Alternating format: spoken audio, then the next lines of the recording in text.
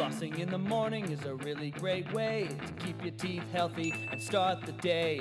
But when you're through, here's what you do. Throw it in the trash, don't flush it. There's a problem lots of people don't know, called sanitary sewer overflow. A condition buried deep in the ground, inside a pipe where bad clouds are found. It's a problem we can all help solve, so throw it in the trash, don't flush it. Baby wipes, bandages, cotton pads, paper towels, dental floss, clog up bad. Medicines, kitty litter, cotton swabs, hair. Throw them in the trash, don't flush it. It just takes a second to do the right thing, so toss it and let's keep our pipes clean. Throw it in the trash, don't flush it. If it's not toilet paper, don't flush it. Even if it says you can, don't flush it. If you're having any doubts, don't flush it. One more time, don't flush it.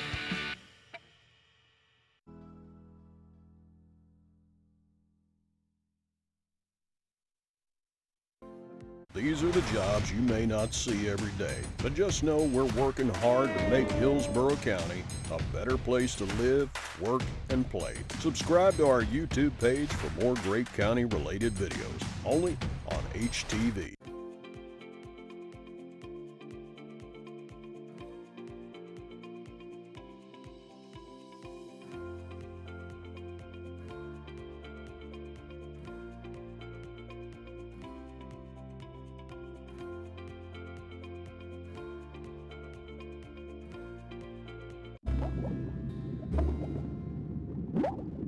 According to the National Geographic, ocean plastic is estimated to kill millions of marine animals and seabirds every year. And scientists predict that by 2050, plastic will outweigh the number of fish in the entire ocean. Plastics often break down into smaller and smaller particles, called microplastics, which can be ingested by both animals and people and remain in our environment for hundreds of years or longer. Here are a few helpful tips on how you can help stop the tide on plastic pollution. Tip 1. Bring reusable bags when grocery shopping. Tip 2. Avoid using plastic straws or use reusable straws when having a drink. Tip 3. Drink from a reusable water bottle instead of buying individual bottles. Tip 4. Tell your friends and family about the effects of single-use plastics. You can help reduce the amount of single-use plastics by spreading the word and going green. For more information and to take the pledge, visit reduceyourusetambabay.org.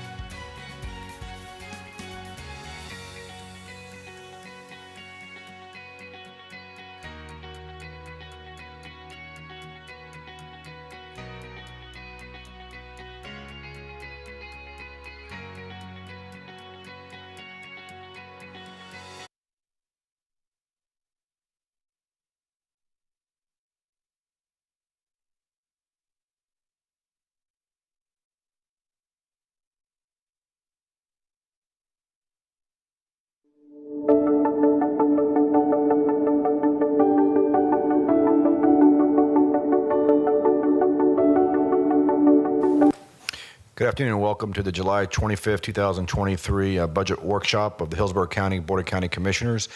This afternoon we will hear presentations on transportation and public safety. And with that, I'm going to pass it over to the County Administrator for some opening remarks. Thank you, Mr. Chair, and thank you, board members, for being at this workshop. This is the third workshop in addition to the budget presentation. And as a reminder, we wanted to focus on transportation and public safety, two areas that keep coming up as we discuss the budget, and especially the largest part of the unincorporated area fund. As we've mentioned before, between fire rescue and the sheriff's office, that incorporates 71% of the unincorporated fund revenues that we have available.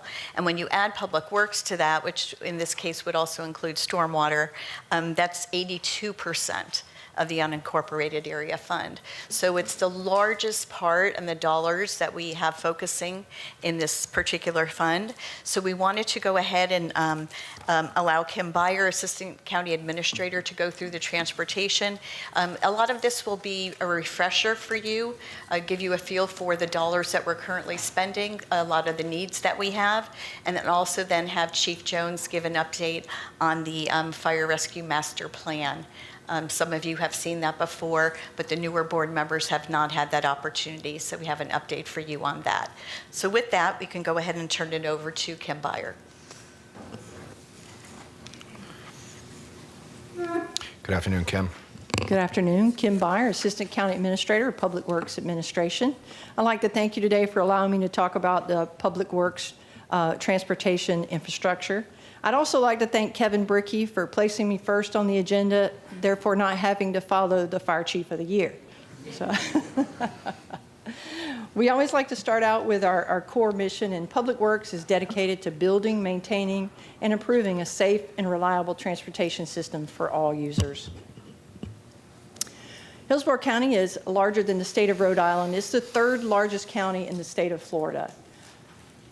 The population, the size of the population and the size of the county, we face challenges of maintaining a large, vast infrastructure network. This infrastructure includes 7,400 lane miles. That's enough pavement to drive from here to Tokyo. 3,325 sidewalk miles. That's enough to walk from here to Portland, Maine and back. The largest municipally owned bridge inventory in the state of Florida with 286 bridges. 449 traffic signals, 63 regional trails, 3,363 pedestrian crossings, and 260 school speed zones. What is a safe and reliable transportation system? A safe and reliable transportation system encompasses several key factors. First, we seek to preserve the system. Preserving the system is very similar to your home. It's annual maintenance that needs to be done. So if there's a leak in your roof, you want to fix that at a low cost so that it doesn't impact your ceiling, your drywall, and then your carpeting or flooring, making for costly repair and replacement costs. So in preserving the system, we seek to maximize the useful life of the system and reducing future repair and replacement costs. And we seek to build and improve the system, including investing in congestion relief, capacity expansion, and intersection improvement. That's similar to as your house expands, you have more children, you need to expand that house. So that's what we consider expanding the system as we grow. And it safely and efficiently operates 24 hours a day, 7 days a week. The preservation needs for our roads. The optimum system preservation would be on a 20-year cycle. We would like to preserve or resurface 5% of those roads annually. That's approximately 340 lane miles. In order to do that, we need $65 million annually. However, the current dedicated funding only allows us to repave less than 1%, and that's about 23 lane miles, and the dedicated funding is $5.4 million annually. We assess the condition of our roadways using the Pavement Condition Index, and with that, we categorize these in 4 categories: good condition, satisfactory, poor to very poor, and serious to failing. And the majority of our funding is currently focused on that 21%, the poor to very poor to failed roads. A good pavement management plan would prioritize preventative and routine maintenance on those fair and good roads. And this would significantly reduce the long-term cost if we were able to do that. An example of this would be Middle Lake Drive in Carrollwood. It's 1.38 lane miles. It's a neighborhood road. We did a full restoration of this road. It cost more than $263,000 to restore that road. Had we been able to do a simple standard mill and overlay, a preventative maintenance technique, we would have been able to save over $765,000 on this road.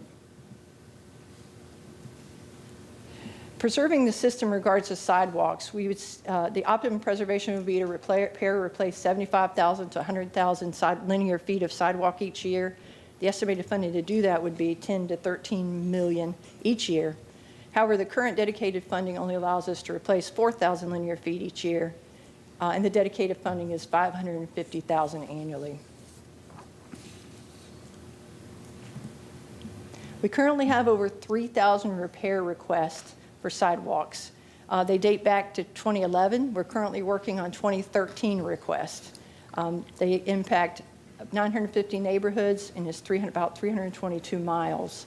Because of that significant backlog, over the last 5 years, we paid $2 million in slip, trip, and fall claims.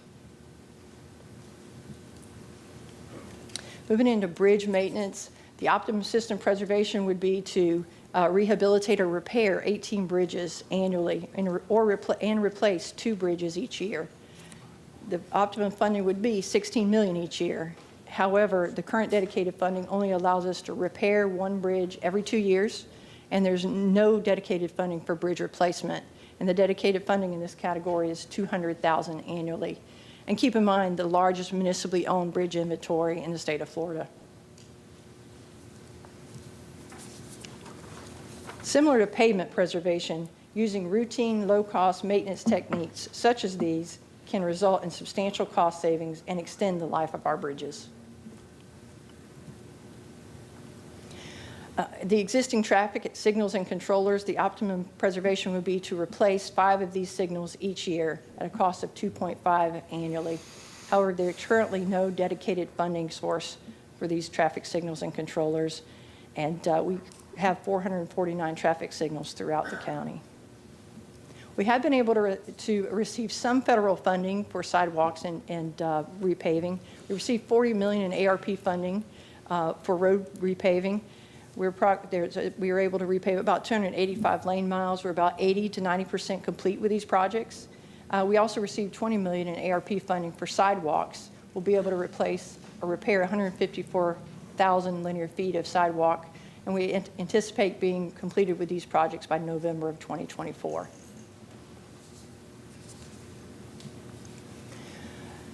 This is the 5-year projected transportation system annual needs for preserving the system.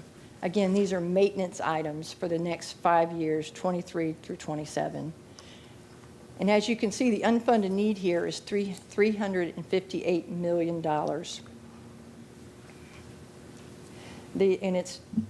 The current existing funding is heavily supported by ARP dollars, which is one-time funding, and the CIT, which is scheduled to sunset January of 2027. And the unfunded need here again is $358 million. This slide is a snapshot of the CIP funding sources by percentage for preservation projects, which is again heavily supported by one-time ARP funding. Mobility fees and bonds typically can't be used for preservation projects, and mobility fees can only be spent in the district in which they are collected, and it can only be used for expanding capacity of roadways. Now we'll move into building and improving the system, which is typically one-time capital cost. Again, equating to your home. As you grow, you need to build onto that home. Intersection improvements provide congestion relief and reduce conflict between pedestrians, bicyclists, vehicles, and other pedestrian vehicles. Excuse me. Hillsborough County had 219 traffic fatalities, including pedestrian and bicyclists in 2022. We're the highest fatality rate per capita among large counties in the U.S. Our team receives 140 to 180 service requests monthly for traffic investigations. Many of these investigations result in safety recommendations. Those recommendations go on the unfunded list. The unfunded need in this category is $224 million. Safety and mobility corridor safety enhancements improve safety in high injury corridors and school walking routes. We currently have 265 projects identified in this category, which includes 50 schools, and the unfunded need here is $254 million. We have been able to receive some federal funding through our Safe Streets for All grants. We were awarded $19.7 million for 22 projects. It did require a 20% match, and with these dollars, we're going to be able to install raised crosswalks, rapidly flashing beacons, and complete sidewalk gaps. We have completed an application for the funding for this for 2023 also.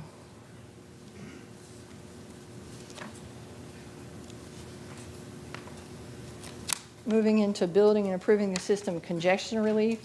Congestion relief projects expand the capacity of the roadways. We've identified 7 of these projects throughout the county. In some form, these have already been started or are planned. In order to bring these to construction, the unfunded need is $649 million. Trails provide multi-use paths for recreation and commuting. We have 20 miles of trails on the unfunded list. The unfunded need in this category is $86 million.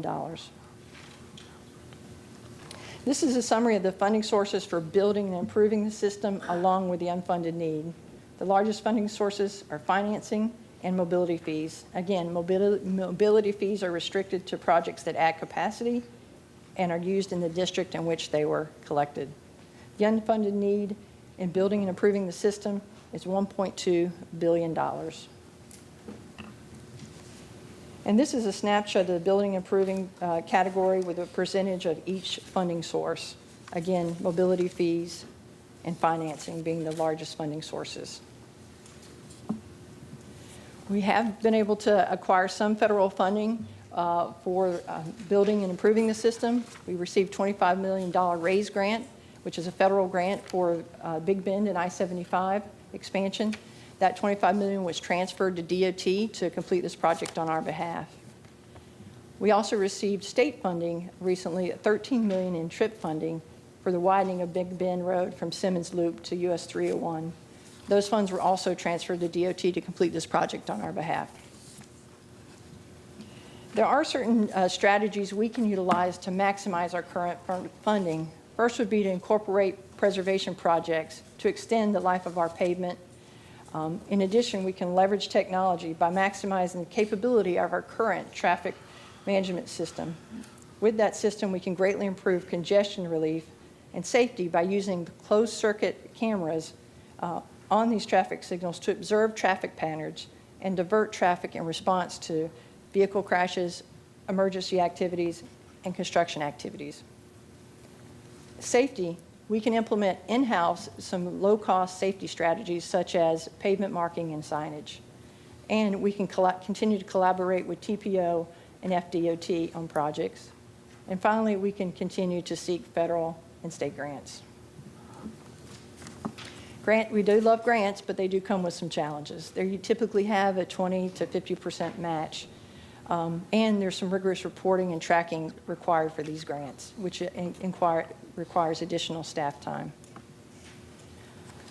This is the current funding for the program for both building and improving the system and preserving the system.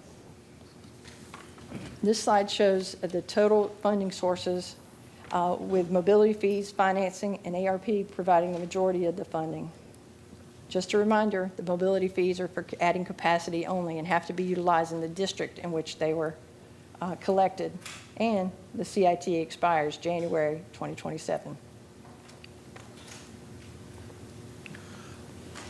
This is a snapshot of the current CIP funding sources by percentage for preserving the system and building and improving.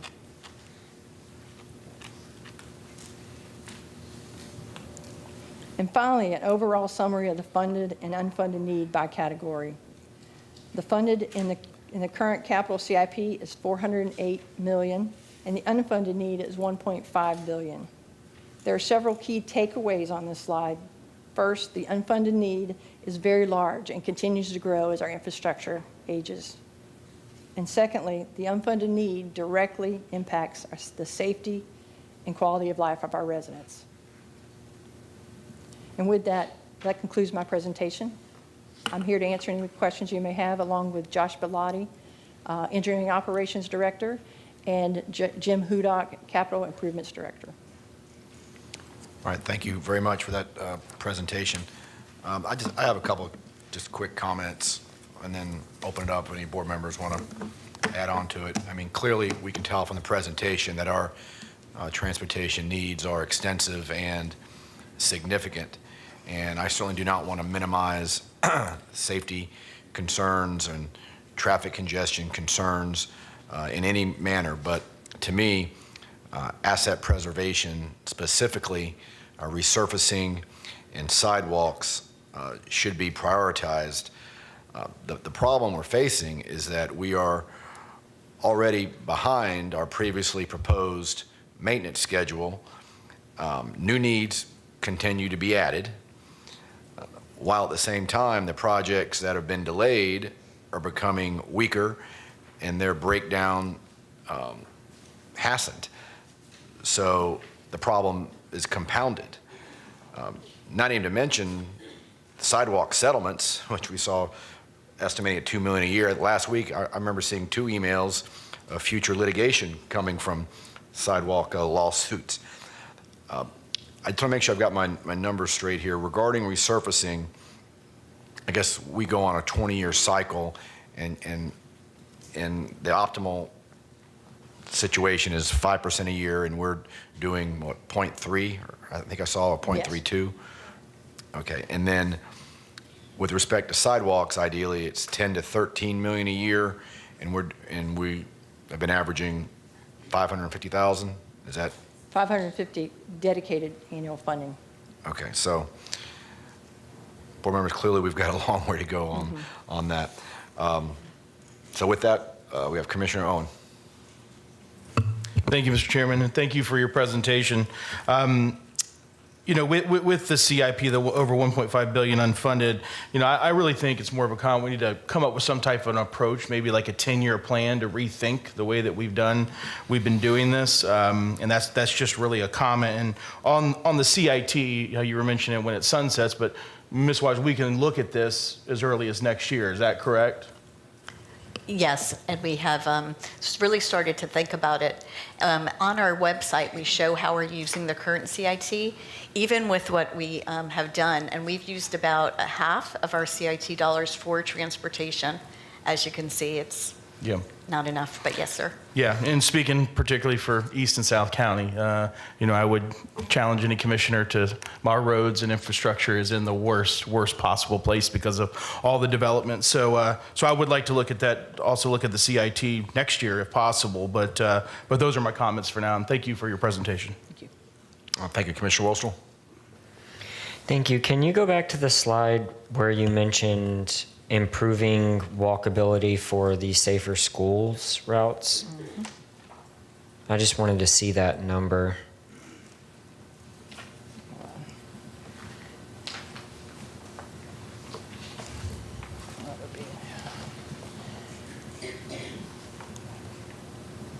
Okay, there we go. 254 million unfunded to improve the sidewalks. I'm asking because it's something that I noticed in the budget that's a pretty large number, and evidently the county has tried in the past. I don't know the exact outcome when it comes to the school site impact fee line items. I just really believe with the new laws that have come out with school choice that we might be interested in taking another stab at whether or not the new laws work to our advantage. I mean, this is a huge number considering that state laws require children within 2 miles to walk or ride a bike to school. This is the school's impact on these intersections, and the fiscal year 24 recommended number for the impact fees for schools is $136 million. And I'm not advocating and suggesting that all of that go to this, but it might be something that we take another stab at reviewing Speaker Renner's new law that just went into effect. Maybe there's different opinions that could be had on how that money could be used. Thank you. I know that we're really behind, so I don't have any questions for you other than that. Thank you. Commissioner Kemp. Well, every time I see this and delve into it, no matter how many times I do it and sit there and stare at it or learn about it, I feel very, very overwhelmed by the incredible needs versus our capacity to fund them. As far as, even with the current CIT that we've had for 30 years, and now with our impact fees finally increased after some 30 years, just for infrastructure and roads and sidewalks and schools and fire, we're finally getting a little bit of capacity and getting that worked on. But I look at this for roads, and as Commissioner Hagan said, we're spending $5.4 million. This includes the CIT that we have now. I know it's running out and we're having increased costs, but $5.4 million a year for 23 miles. And the need is $65 million for 340 miles. Right now, and as you said, Commissioner Hagan, we're on a 0.3 capacity. And if you look at that, I was told our roads should be replaced or repaired every 20 years. That puts us right now in a 150-year cycle. If that's just for roads, that's not including these overwhelming numbers. Bridges, where we've had bridges closed in Hillsborough County for several years because we just couldn't repair them. $200,000. We need $16 million a year, and we're doing $200,000. And the signals, the sidewalks, and we're just scratching the surface. Thank you that we got AARP funds. Honestly, thank you for President Biden for getting us those funds, and we as a board dedicated them to these areas, and we saw that, and we dedicated around to what we needed to, as well as sewer and wastewater. And I just don't even know if we hadn't gotten that boost recently, we'd even be further and further and further behind. And so what I'd like to know right now, I'm sure one of you can answer this. I didn't, our budget people, I didn't ask ahead of time, but so right now the CIT is a half cent per, correct?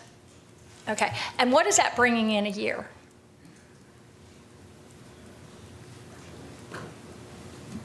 We'll ask Kevin to give us the correct number. Commissioner, currently that's about $190 million. For Hillsborough County's share of it? No, that's for the entire amount. Okay, and then what is Hillsborough County's share of that? Well, a quarter of that goes to the schools. I'd have to sit down and think about the math. Well, I don't know how we're going to do what we do with the new one, but at any rate, if we're looking at $65 million, and that's just to repave our roads. That's not looking at the school intersection safety, of which, as we've had pointed out, we know many times that we are the highest, I always say second highest in the nation for bicycle and pedestrian fatalities, but we're reaching. We now are. We have always been there, or been close to it. The highest fatality rate per capita in the entire U.S. for our safety, and I did, Commissioner Wastel, very much pushed a 2-mile safety zone around schools. It only makes sense if the kids have to walk 2 miles, and we were seeing atrocious conditions that we tried work on with that. When I go to this $65 million a year just for repaving roads, we're not including any of the other things in that. And even, I just think the CIT, but also, again, I'll just say, in terms of our resources, as Ms. Wise pointed out, currently in our unincorporated 4.3% millage, 82% of that is spent with what we do now with fire, safety, and I'm glad you added that in, because it's just, I can't imagine anybody thinking that's not essential. Certainly the state does in terms of sewer and wastewater, but in terms of stormwater and with the future we're facing. So that's 82% of that budget. And I'll just, and this isn't considering our new needs.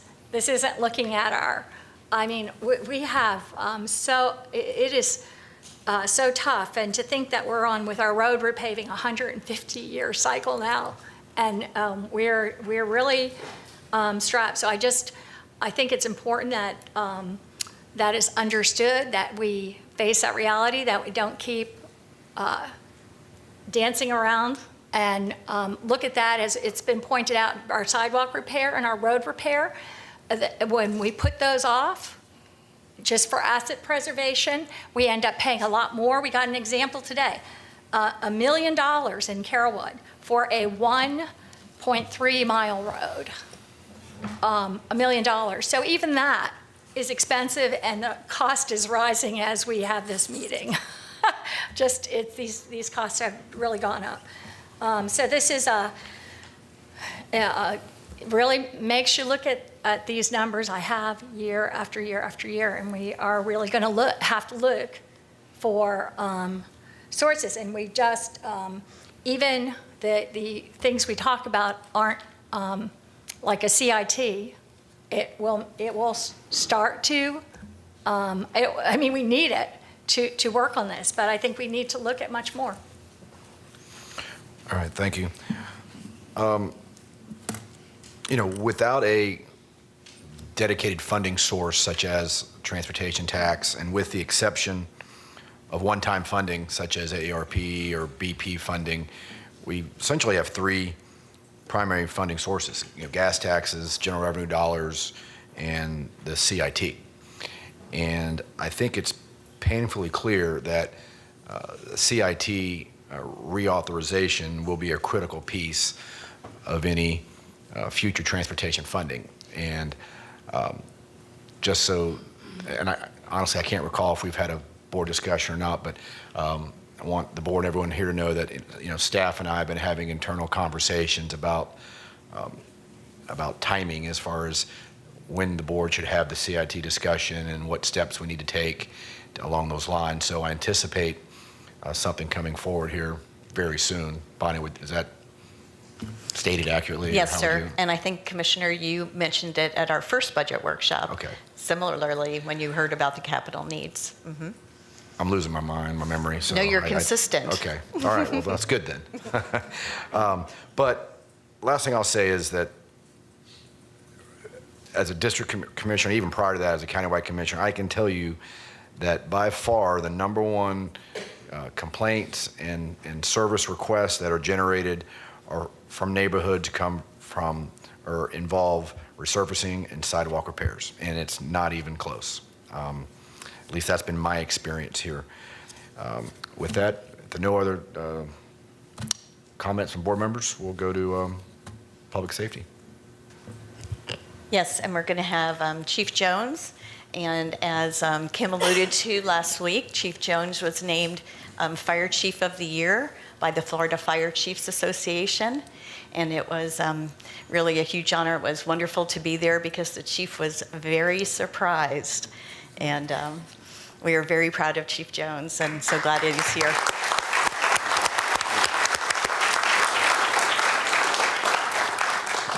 Well-deserved honor, sir. Thank you. I really do appreciate the recognition. I'm honored to serve as fire chief in Hillsborough County and more proud to be a member of Hillsborough County Fire Rescue. I was completely surprised and very much humbled by the award, but thank you for the recognition. So good afternoon, Commissioners, and I'd like to give you a quick report on the March 1st board meeting where we made a motion by Commissioner Cohen and seconded by Commissioner Owen that asked for the issuance of an RFP for BLS that will close out on August 3rd, and then we'll have an announcement on that soon. The master plan update, which is today, and the third part of that was a update to the EMS ordinance, and the county's attorney's office has done the update. We're going to present it to the EMPC August 15th. They'll be coming back to the board for the second notice of the ordinance change, and then ultimately the public notice to change the ordinance. So, so good afternoon, and we're proud to come here and present the Capital Facilities Master Plan. I'm here with Deputy Chief Jason Dougherty, who will assist in the presentation. He's the number 2 in Hillsborough County, and if you don't know him already, you need to get to know him. Also in attendance are Diane Chadwick and Matt Lewis, who led the Stantec team working with Fire Rescue to develop the 2023 version of the master plan. And I'd also like to recognize Fire Rescue's executive staff who are here, IAFF Local 2294 President Tim Pearson, and the many dedicated men and women of Hillsborough County Fire Rescue. So we want to start just by talking about the Capital Facility Master Plan for 2003 and for 2023. We began this process in 2003, and every 3 to 5 years we come back to the board with an update. And so the master plans have a multiple factors and numerous facts that we look at to evaluate the current and future needs. And those include population, its call volume, unit hour utilization. We're going to talk more about national standards and response times. So what is the purpose or what is the benefit of a master plan? Why do we do master plans? And I want to just talk about a few things here. First of all, the response times. It's how quickly we can get to your home. Arriving on the scene of emergency before it's too late, and we'll have a lot more discussion on this particular topic. The next thing that's very important is keeping insurance ratings low, and that is done through the ISO, the Insurance Service Office, that sets the insurance rates for residents and businesses, commercial properties, and your home property. And then finally here, accreditation, which is a way that a department is recognized, and it's an honor that that's bestowed upon the department if you can demonstrate that you're proficient and you have the professionalism to handle all the needs.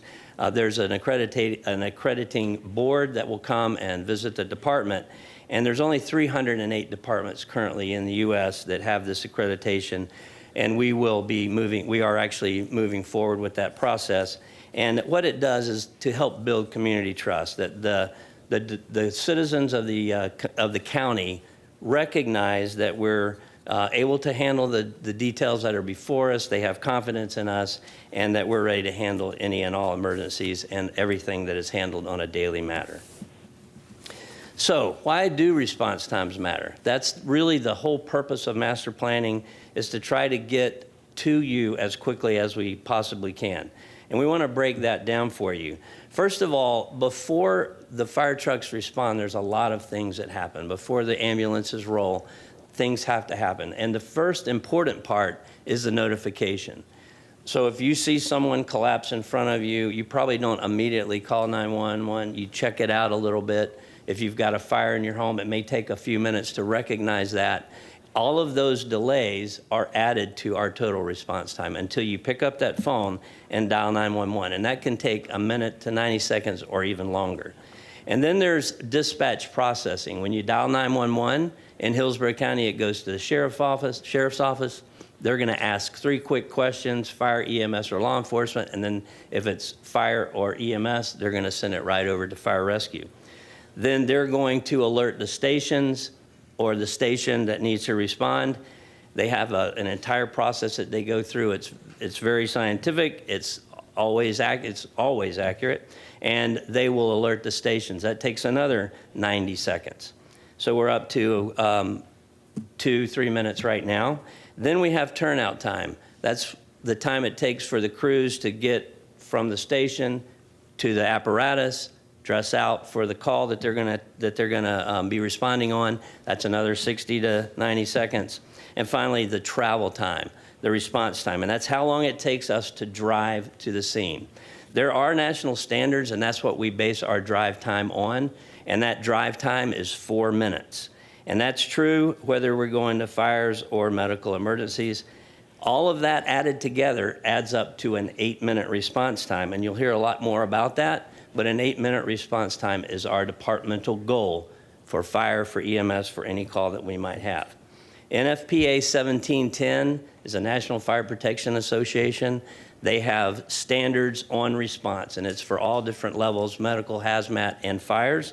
And they have a fire propagation curve, which I'm not going to bore you with, but it basically says if you can't get water on a fire within 8 minutes, it is very likely that the fire is going to extend beyond the room of origin or the area of origin.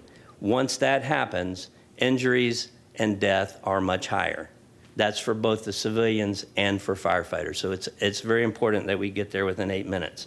On the medical side, the American Heart Association recommends that you have advanced medical care on any serious medical situation. That could be a heart attack, that could be stroke, it could be trauma, but you need to have that advanced medical on scene and operating within 8 minutes. Some people call that the golden hour. And it's also important to note that the community has a part in this.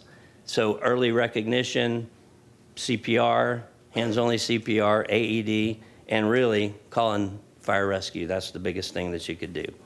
So it is significant to response times that Hillsborough County Fire Rescue and Hillsborough County Transportation are working together. You heard mentioned that there's 449 signals in Hillsborough County, and we are outfitting all of those with traffic preemption and priority. What that means is the fire apparatus, emergency apparatus, our ambulances, all of our apparatus are given priority at the intersection. So instead of having a hard stop and everything turns red, everybody has to stop, it will flush the intersection ahead of the fire truck. It will give them a green light and red the other direction so that we can we can cut as much as a minute or so off of our response times if everything works well. And the bigger benefit of that is it gets normal traffic flow back going again much more quickly if we do a hard stop on the intersection. Chief? I'm going to talk about the residents per station. The U.S. Fire Administration has recommended a fire station for every 18,000 residents. Through focused expansion in the early 2000s through 2010, the county was approaching this ratio with their master plan, opening 2 new stations a year for several years. Unfortunately, the real estate collapse happened, and we were not able to re-engage the master plan at that time. Subsequently, with a steady increase in population and delayed station construction, we have moved in the wrong direction. With the current population, we need 61 fire stations right now. Hillsborough County is adding about 25,000 residents each year at the rate right now. With that, we need 3 new stations every 2 years.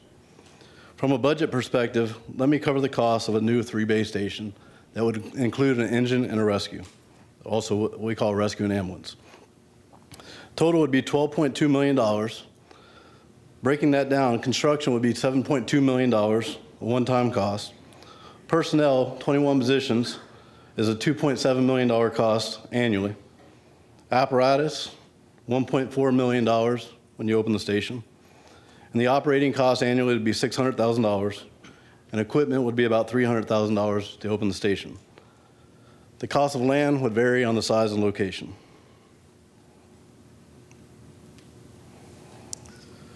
We look at calls per year. The department has seen a steady increase in calls, as you would expect from the rapid growth in population. However, there was a drastic increase between 2020 and 2021, almost 17.5%. This is the largest single-year increase in the department's 50-year history. And call volume, as you can see in the slide, continues to increase. Existing stations and coverage. If you look at the green shaded areas, the polygons, over the 46 fire station locations. What this slide does, it demonstrates the 4-hour drive time or our 8-minute response time. If you note the gaps between, that's where citizens we're not serving our citizens correctly or in a timely fashion. Additional stations are required to reach these residents.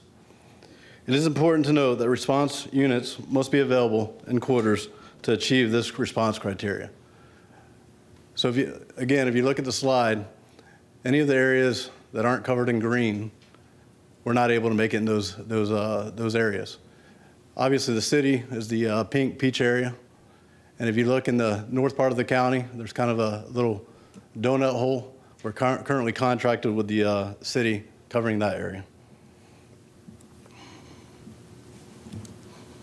So this slide shows the proposed stations. I like to leave that one up there for a minute so you can see where all those stations will be one day. But the proposed stations and the drive time. So it really does show if we were to build all of the stations that you're going to see here in this master plan, most of the gaps are filled. Many of the gaps are filled. And again, this chart, the 4-minute drive time and our ability to make that 8-minute total response time is only going to be accurate if the units are in quarters and available to respond. And we know that we're going to be responding, but what happens is a unit will go out and then another call, they call it call stacking, another call comes in that same area, so we pull a unit from the next closest area and we pull and they just keep pulling into this one area, leaving large areas of the county uncovered. And that's why it's important to have a strong network of stations distributed throughout the county. So again, you'll see, most of the areas are closed. We're going to show you one more slide here in just a moment. But I would point out, you'll see 47, which is already in the budget for this year, and we're working on the plans for that now. It's down there just south of number 3, Station 3. That's at US 301 and Ayersworth Glen. That's Sun City North, and that does fill a good gap there. And also on the slide that in the proposed budget is Station 48, Progress Village South, and that's at 78th Street, just north of the Alafire River.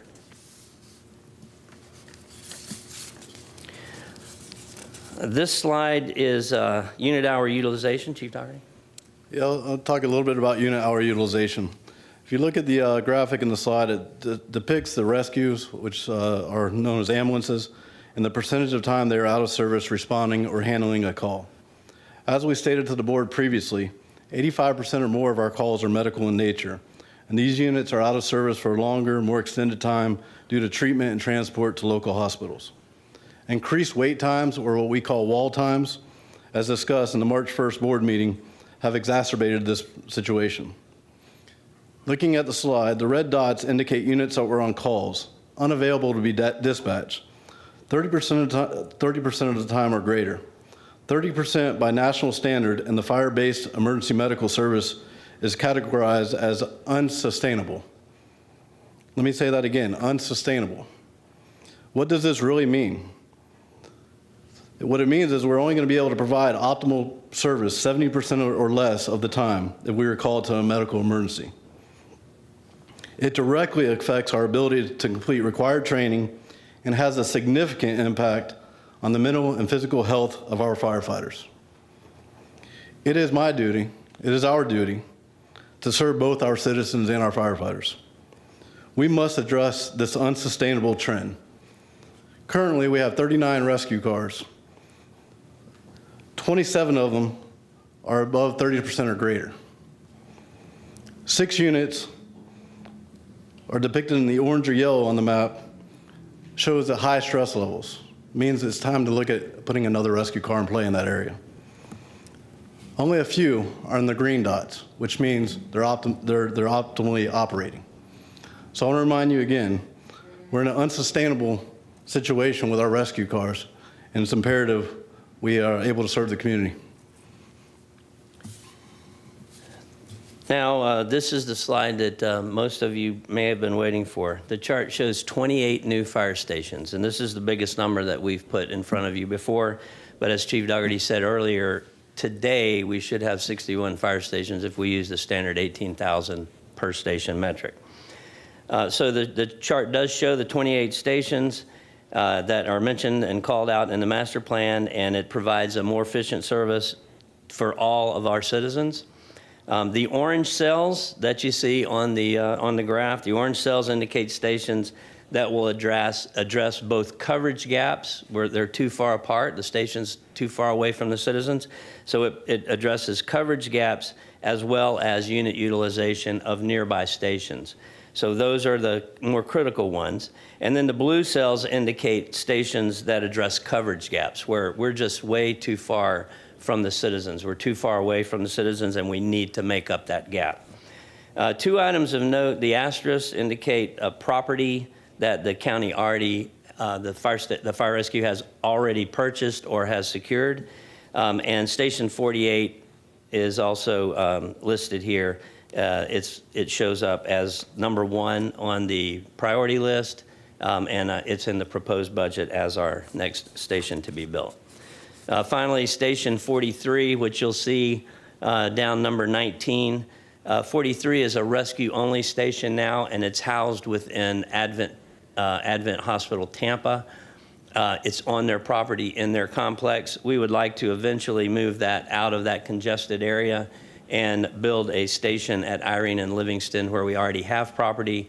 It would serve both the uptown area and the Lutz area, and we would retain the number 43 so we keep the logical sequence and the numbering order intact. All right, as we look at this slide, it's similar in nature to the unit hour utilization slide we shared earlier, but it has the addition of the Hillsborough County protected lands with very little development. This shows an additional diversity aspect of the county.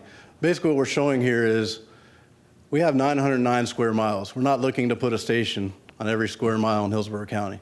There's lots of areas where we can't put stations. All the areas in green, those are conservation areas, different areas that are not heavily populated. We couldn't build a station there even if we wanted to. But if you look around that, we have a lot of areas that we need to put stations in, and with your support, we'll be able to do that. At the end of the day, if we can build all these stations, we'll be able to improve our response times and serve the citizens like we all desire. Thank you.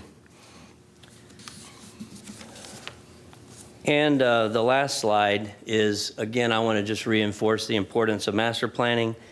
We'll be able to improve unit utilization, making our units more available to our citizens. We'll be able to provide better coverage to our communities, and we'll be able to arrive more quickly on the scene. So our established department goals are listed here. Our overall goal is to achieve an 8-minute response time on all emergency calls, 90% of the time. Our actual for 2022, we achieved 8-minute response time 43.9% of the time. So less than half of our desired goal and less than half of the calls. The second item here is that ideal unit hour utilization, which is 16 to 24%. We've talked about that quite a bit. Currently, our system-wide utilization for 2022 was 32.2%. And again, that is an unsustainable level to do this continuously every day. We do look forward to further discussion after you've had a chance to read the full written report. There's one left at each of your positions, and are anxious to work with the county on moving forward with the latest capital facilities master plan. And we're certainly happy to entertain any questions or discussion. Well, thank you, Chief, for that very thorough and enlightening presentation. Commissioner Owen. Thank you, Mr. Chairman. Thank you, Chief, too. Congratulations. Thanks, Mr. Dougherty, for being here. Mr. Dougherty, when you were given those costs, the 12.2 million, 2.7 million, 1.4 million, is that are those costs on for an average station? Like, are we talking? I know not every station. You don't need a station to be like Station 46, for example. Could you just kind of elaborate a little bit on those costs and? Yes, sir. I'd be happy to. Mm-hmm. So that's a typical two-bay station, what we call a two-bay station, which has a fire truck, as we know, an engine. Has the ability to put out fires, and an ambulance, a rescue car. And for each shift, we'd have 7 firefighters, so a total of 21 firefighters with the 3 shifts. We do have the ability and the definitely open to the idea of doing a smaller station, maybe a 2-bay station. That would save us about $800,000 off the cost of the $7.2 million build. Most of that's in site planning, not necessarily the construction of the station, but it's essential we do have a fire truck or fire engine and an ambulance at every station. Yeah, and it probably just depends on the area and the population. I mean, for example, I represent East and South County, and this is really alarming, obviously, for me to look at. And to know also that 30% of the future growth is going into these areas where you all are saying are the worst response time. So it's kind of a terrifying reality to face. You mentioned that fire stations were included and budgeted on a consistent basis until a certain time period. Could you elaborate on that and just explain for new commissioners what that exactly means? So this was well before my time in Hillsborough County, but their first master plan was in 2003, and that shortly after that, they began building 2 fire stations every year to try to catch up and fill out that master plan. That first master plan actually called for 69 fire stations had they built it out when it was first, it continued building. So they built, we had 32 stations when they began. They built a total of 10. So we got up to 42, and then we count the ambulance station or the rescue-only station at the hospital, 43. We didn't build another fire station until 2018 when we built Fish Hawk, Station 44. So there was a pretty significant gap of building new stations or adding a new fire station. We did add rescue cars, and thanks to the commissioners for that. We did add a number of rescue cars, but we haven't built a new station from 2010 basically to 2018. Okay. You know, I know we have 1 fire station, budgeted for this time around, and I know the answer is we'd love to build all 28 next year, but the reality is obviously we can't do that. But what in your opinion do you think would be an adequate, consistent amount of fire stations for this board to focus on and realistically each year? That's a question it's very difficult for me to answer. Because I know what we need right now is 61 stations. We have approval for 47. So doing the math, that's 14. Could we do 14 this year?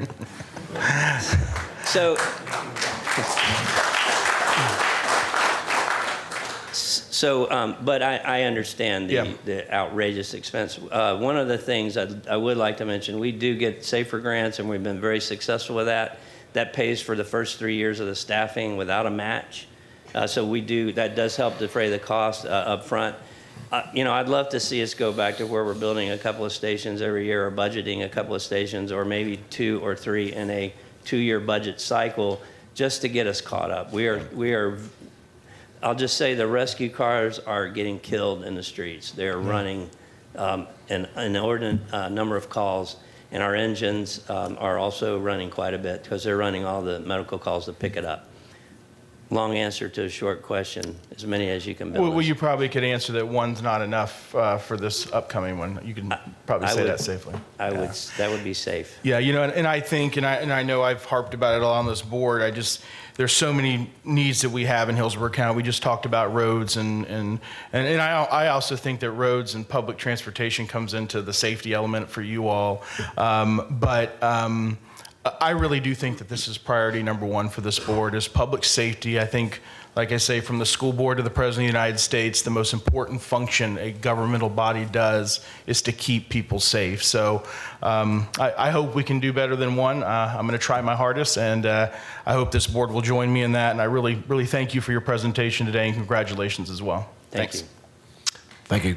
Commissioner Wostel?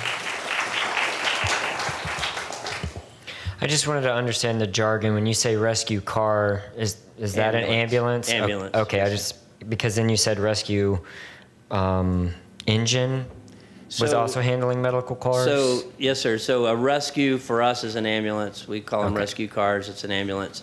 An engine is a fire truck with a pump, but every engine has paramedics on board. They're all advanced life support. That's what I thought. I just wanted to make sure I understood your jargon.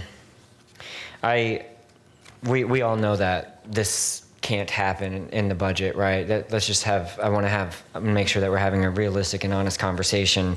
I'm sure it's a perfect plan. I'm just wondering, I'm sure we all know the quote, you know, a good plan violently executed now is better than a perfect plan executed next week. And I want to make sure that we're not shooting ourselves in the foot here and missed opportunities. I'm curious in this, am I going to be able to read the ratio of rescue calls compared to actual engine calls? I can tell you that it's 85% medical, 85 to 86% medical calls, and I can give you an exact breakdown. And the reason that I ask that is not to say that, I mean, I've already put it out publicly yesterday. I will be working aggressively on a dedicated funding source for emergency management, and I'll be bringing that later on in the year. But for now, I'm just want to make sure that there's not an opportunity. I think you said it was 43. It piqued my interest in the interim. I know that the qualifications, not to say anything about the the private sector, I know that Hillsborough County trained fire rescue just simply has better qualifications than a typical ambulance service is probably going to offer to someone showing up their house. I have to use Hillsborough County Fire Rescue sometimes for my own family, and I would always prefer the most qualified person showing up. So if 85% of the calls are fire rescue, is there an opportunity to work towards? I know that it's not your ideal situation, but do we start building towards things like 43 where we have some type of partnerships where we can bay those vehicles and get more fire rescue with improved times to people's homes in the interim while I'm working on? Because I will say that in order for us to really fix this problem, for all of the yellow shirts in the audience, I'm going to say you're in the wrong boardroom, and I'm going to be inviting you to a different boardroom later in the year where we can really get this fixed. And I want to make sure that if for now we can improve fire rescue, getting to people's homes, if they are, I mean, that's a huge percentage of the calls that seem to be in that realm. You know, I would love to hear any of those suggestions when we have further conversations and get to read this book. I see the funding strategies on 5.1 say that it's basically $240 million out of the unincorporated area. Is that purely payroll on this, or is this also building stations on that unincorporated fund? The fire rescue budget is $244 million approximately, so that's the total budget. All encompassing, okay. All right, just keep that in mind. And I would love any feedback that you might have on the thought. If I could respond. So when I arrived here 8 years ago, we had 28 rescues. We now have 40. So one is not yet in service, but will be in service this year. So we've increased the rescue cars by a significant amount. And we have placed rescue cars in every station that could accommodate one. We have to also focus on fire response and the need to protect the community from fire as well, even though it only happens about 20,000 times a year compared to 120. When it does happen, you have to be able to respond. So I hear what you're saying, and we have done a lot of things to try to accommodate and provide better levels of response through squads and a lot of other things. But at some point, you know, you've just got to add some more stations. All right, thank you. Commissioner Thank you. Kemp? I know we had, when I first became a commissioner, I don't think we had raised our impact fees for new growth per unit for fire, for our fire department. In 30 or 40 years, I know, Mr. Hordell, you were very involved in that. And we moved it from being $50, always requires a study, after 30 or 35 years of not changing it, and it was bringing in $250,000 a year for new growth, for fire. That's it. And this is paying for capital. And as you heard, we just heard the cost of a station. I think it had some operations and staff in there, but I think if you take that out, it might have been 9 or 10 million for a station now. And if I could, Mr. Hordell, what year was that? And when did we have our last study done in regards to impact fees? Oh, okay, I'm sorry. It's part of the, it's in the master plan, but the original fees were set in 1985, and your memory is very good. It was $48.66 per home. We were getting about $250. In 2019, they adjusted them to $335 as the kind of standard, and we're getting $1.5 million or more now in impact fees. Which is way underneath. Way below, I would think, the capital costs of new growth, which is what the impact fees are supposed to pay for in those areas. We can't, use them in areas where there's not the building going on, but for our former needs, but for our current needs as we go, it seems time, and I'll just say I'll bring that forward again too. I think it's time for a new study, because that was based, I think, on certain it's based in part in what we were allocating before in setting it, and it's obvious that it seems obvious to me, but we'll let the study people figure that out, that we're still underfunding our new growth. To that question, we actually opened up for an update to the impact fees.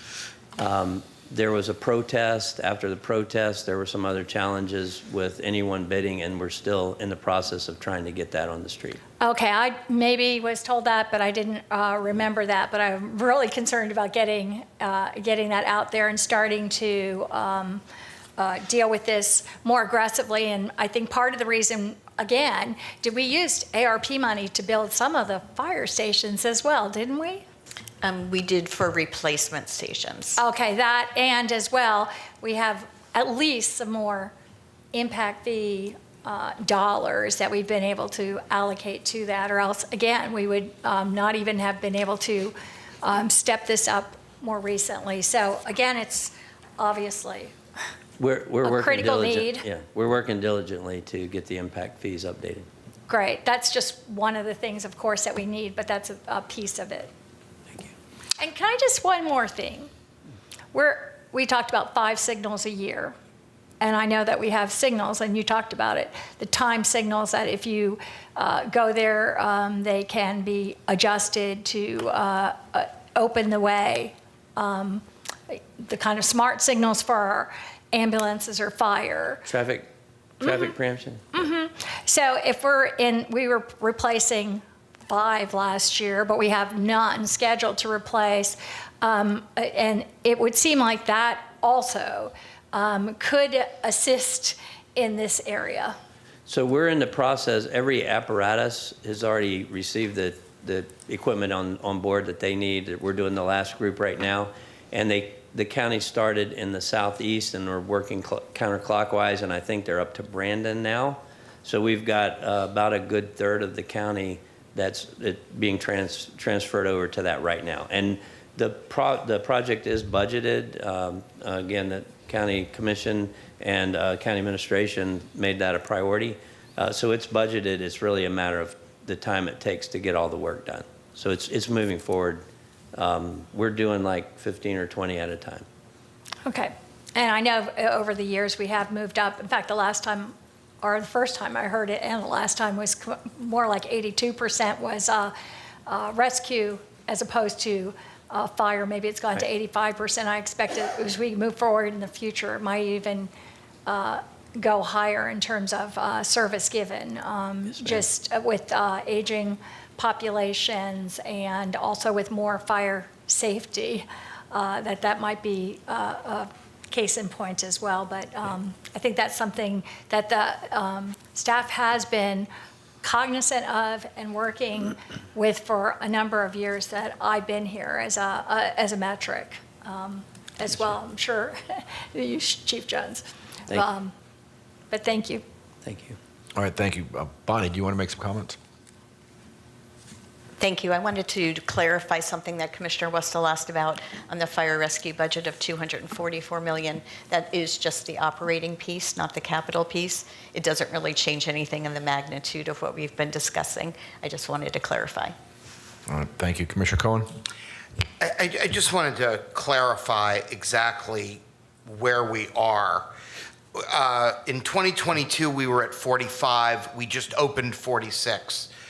I believe in the budget that you gave us, 47 is funded. Is it that 48 is also funded, or is there a second one funded that's a replacement fire station? So in the previous, or in the current budget we're in, the 2-year budget, we had 47 funded. It's still being designed. And we had Station 21, Thenota Sassa, was being relocated and rebuilt. And it's just now going on the street for bid, I believe. Okay, and then in the budget coming up, we have another one. 48 is in the proposed budget. In the proposed. Right. How many replacements have we done in the past 5? See, because I think the replacements aren't really reflected here. I'm looking at the number of stations. They're not really reflected. When you replace one, you just go 1 for 1, so you don't get the benefit of adding to your number. But we've done like 5 replacements in the last couple of years too, haven't we? So, and I'll let the chief talk a little bit about it. Sometimes the replacements we need to do because the areas have grown so much around it. It's difficult traffic-wise, and also some of the stations are old, so operationally they're not working well for the firefighters, and we're maybe able to add another bay or so. So it may affect the response time, but it doesn't really change our staffing very much. And so that's why if we have that extra capital dollar, we do want to make that investment. We do want to make it better for the firefighters, and we do want to help with the response time, but it doesn't impact us so much on the operating expense. So I guess my question then is, in addition to everything you've laid out, how many more current stations are there that need to either be replaced or enhanced? Because that, I don't think that's reflected. I think all we've been talking about are with the new ones that we need. So that's a great question. Typically every 4 or 5 stations we would throw in a rebuild. We look at a station, the station life is 50 years. After 50 years, they are usually not very well usable because of the change of the apparatus and a lot of other things. So, but because of the American Rescue Plan funds, we were able to take 3 of those stations off the list. They were all over 50 years in age, 10, 13, and 15, and those are all in the process of being rebuilt now. We had done about 5 or 6 when I first came here. They were in the middle of doing reconstruction of a number of stations, like 25, 16, 7. There were a number of them, 4. So the county's really good about maintaining the stations, but as Bonnie said, it doesn't give us any more response capability, and it's usually in the same general vicinity, so you don't get that benefit either. Directly to your question, there are 2 stations being considered for reconstruction. One is 33 Falkenberg, and the other one is 30, but we're kind of waiting on 30 because it's way out on the Polk County line, and it's really surrounded by Plant City. So we're looking at options for that one. So those are sort of in the queue along with the new needs. Right, and we used to list, and on the capital, CIP list, you'll see those, but in the master plan, we just focused on new growth. Okay, thanks. Commissioner Myers? Thank you, Mr. Chair. Commissioner Kemp, you mentioned the word signal. And I got it, and I hope we all, because I kind of want to switch the conversation some. The signal should be for us, because we talked about this in the past 2 years for public transportation, for public safety and for transportation. But unless we consider a dedicated revenue source, whether it's a sales tax or whether it's a millage rate, we're going to be back here next year having the same conversation, and we only made a little dent in the conversation from today, from all of this year, talking about our budget. So we as a board, we need to start thinking about what is it that we want Bonnie to bring back to us in the way of a tax that we can support, because at every meeting, People are coming here talking about public safety. They're coming up talking about transportation, and we just keep talking about it. But we have to be about a board that's going to take some action coming into the next fiscal year so that we can get some results. Public safety. So that's a signal. I'm going to ask Ms. Wise, would you come back with something? And I know, Mr. Chair, you all are working on something, but bring us something back so that everyone would understand the picture very clear is we need a tax. We need something to make transportation work in Hillsborough County and our public safety. Because, Chief, you're going to come back next year, and it's going to be less than 5, and you're going to say, hey, but I still have 30. But unless we can find the funding, it's not going to make a difference. Ms. Wise, I'm going to say to you and to everyone who's listening, whatever you bring back is what I'm telling people in my district. I'm going to support it because I see it firsthand. Our county, we can do better. And I hope that our citizens will join us and we will put signage out on every project so that they will see their dollars working in the community if this board would take action and approve something that we can present to our citizens. Thank you so much. And thank you, Commissioner Myers. Commissioner Kemp? Thank you. I couldn't agree with you more, Commissioner Myers. In terms of that, are you talking about the CIT? Whatever Ms. Wise brings back. Because I think if it's CIT, great. if it's a millage rate, or if it's sales tax, I'm willing to support it. I think we need to, thank you. Because I would say we need to be cognizant that the CIT only pays for capital. And a huge part of what we have is operations, it's staffing. That is what drives so much of it. And the CIT will never do that. The CIT also goes to the public for a vote as well.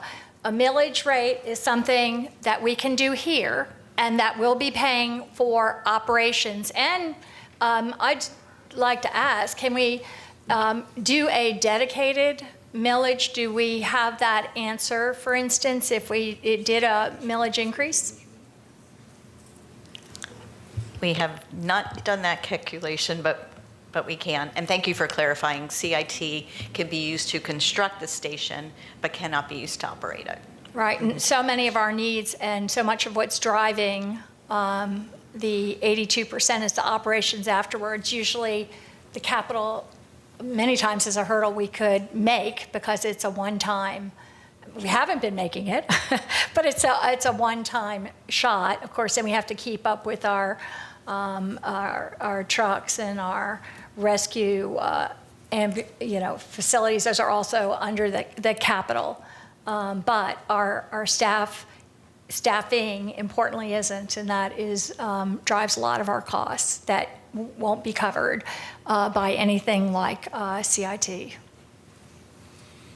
Thank you. And I just want to point out, kind of piggyback on what I said earlier. I mean, similar to addressing our unfunded transportation needs, I can imagine that CIT will likely be a funding source that we're going to have to consider moving forward. And I just want to be clear that we will have a board discussion at a future board meeting on really the process and timeline and those kind of things as far as moving forward with the CIT discussion. So I just want to make sure that we're all clear on that. Any other comments, questions from board members? Commissioner Owen? Yeah, and I just want to clarify, Ms. Wise. So just piggyback off Commissioner Myers, what she was saying. I think the only way to skin this cat would probably be a millage rate, a dedicated source of funding. Is there any other dedicated source of funding that we can't do a sales tax would require so much more ballot and all that kind of stuff. So I don't think that's a realistic approach, but is that what I don't want to hold you to that, but I'm just curious on your thoughts on that. So a millage rate, of course, would be the most stable revenue source and where we could really make a huge commitment. And then perhaps what we could do is bring back to you some options as well, which includes the fire impact fees. It maybe is communication services tax. There may be a few other revenue sources that we could piece together, but any major dollars could possibly be ad valorem. And we could calculate that for you and see what that would be, how that could be implemented. Great. Yeah, I think that's really important to make that distinction. And you all may be surprised where I'm at on this. So we've got to make this priority one. So thank you, Mr. Chairman. All right, great. Chief, again, thank you for the presentation. Congratulations again on your well-deserved award. I think everyone can tell from the board comments here that we're supportive, and we look forward to aggressively addressing the need that we have here. And I think Commissioner Cohen wants to make a final comment. Yeah, I didn't want to let the moment go by without weighing in and saying that I agree with Commissioner Myers, and I am absolutely willing to support raising revenue in order to pay for our public safety needs. Well, I think that's an excellent comment to end on. So with that, we're adjourned. Thank you. Thank you.